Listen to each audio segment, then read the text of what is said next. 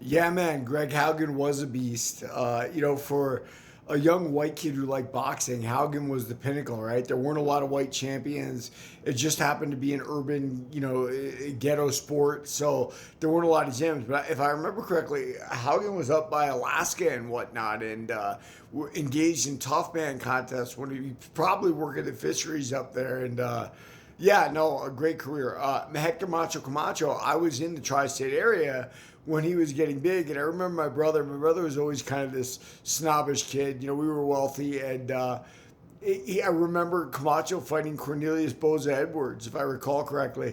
And my brother was getting so mad. So those punches aren't even hurting him. Well, I don't know. Camacho knocked Boza Edwards out like the second round. So I don't know what Jason meant by that. I think he just meant he didn't like Camacho's style. But what's important is the world did like Camacho's style, right? Like I remember that Indian headdress after he had defeated Mancini for the junior welterweight WBO title, and he was probably the first champion the WBO had that was of any real note. Those careers and those times were fun, but let's get on to the mental health issue of what you're talking about, brother. Look, all of us have a battle inside our head about what the right thing to do and the wrong thing to do. In my criminal life, like I had come to the head of that battle, meaning like I had to either start killing people or I had to turn my life around. And it was a come to Jesus moment. Like, is what I'm doing right? And am I willing to go all the way? And even if I do go all the way, what's gonna happen? I'm just gonna land up in prison the rest of my life, right? Like, so you got to start making the smart choices. A lot of these boxers we're talking about made the smart choices very young, right? Like, they saw the street, they saw that criminal gangster life, and they said, no, no, thank you. I don't want any of that. I'm going to focus on what's good. Some of them needed motivation, right? Bernard Hopkins is classic, right?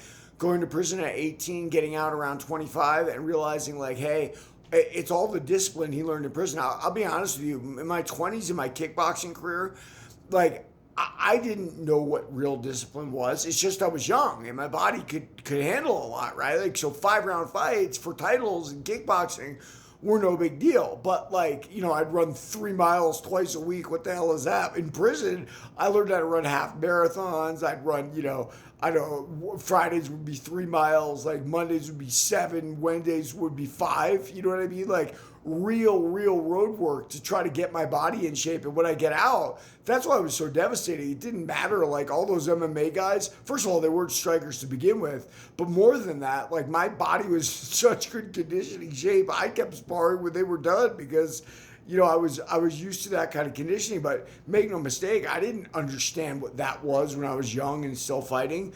And I think that makes the difference, right? Nigel Benn said he learned it in the Army. Bernard Hopkins learned it in prison. Wherever you learn it, it's a tough pill to swallow because when you're young, you can rely on so many of your attributes.